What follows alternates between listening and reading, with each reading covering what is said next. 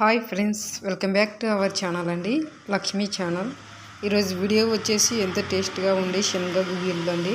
ఇవి evening snacks లాగా తినడానికి సూపర్గా ఉంటుంది. అలాగే రోటీ చపాతీలో కూడా తినొచ్చండి, చాలా బాగుంటాయి. చూడండి ఫ్రెండ్స్, టేస్ట్ అయితే సూపర్గా ఉంది. ఒకసారి వీడియో మొత్తం చూడండి. దీనికి కావాల్సిన పదార్థాలు, తయారీ విధానం ఒకసారి చూడండి ఫ్రెండ్స్. అంతకంటే ముందు వీడియోని అయితే లైక్ చేయండి ఫ్రెండ్స్. ఇంకా వీడియోలోకి వెళ్ళిపోదాం.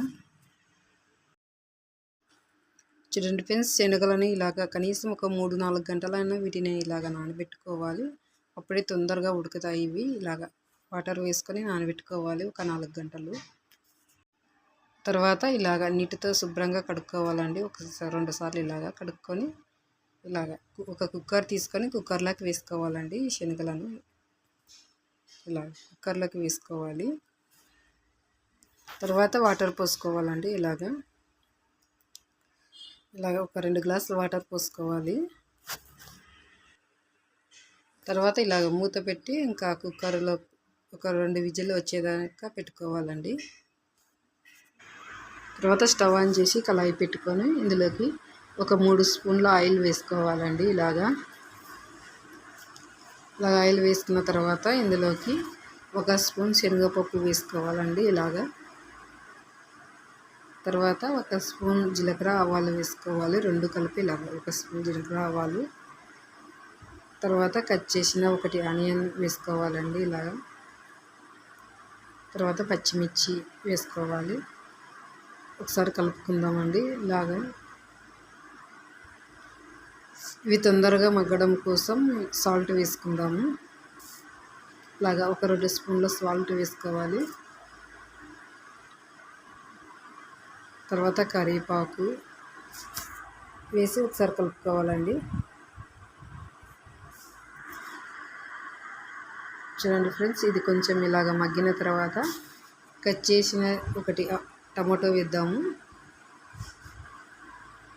టమాటో వేసుకోవాలి.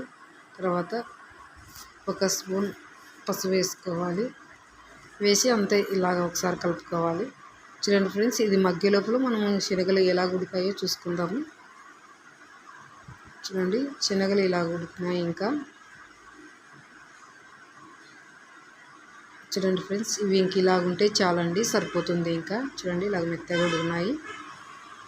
ఇలాగుంటే చాలు, ఇంకా సరిపోతుంది. ఇంకా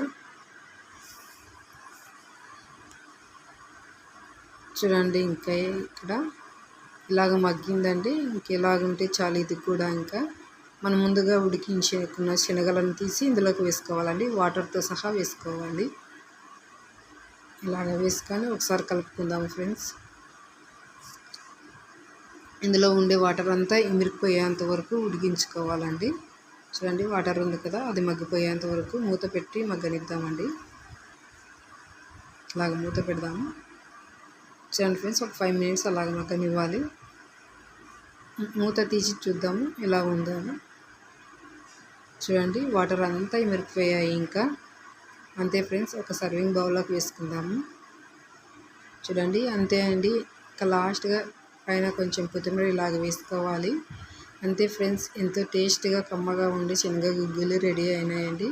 ఈవినింగ్ స్నాక్స్ లాగా తినడానికి సూపర్గా ఉంటాయి ఫ్రెండ్స్ ఇవి. అలాగే టిఫిన్లోకి చేసుకొని చపాతీ రోటీస్లో కానీ ఇవి చాలా బాగుంటాయి. తప్పకుండా మీరు ట్రై చేయండి ఫ్రెండ్స్, నేను చేసినట్లు. మా వీడియో కనుక నచ్చినట్లయితే లైక్ చేయండి, షేర్ చేయండి, సబ్స్క్రైబ్ చేయండి. మా ఛానల్ని లైక్ అయితే తప్పకుండా చేయండి ఫ్రెండ్స్. Bye friends.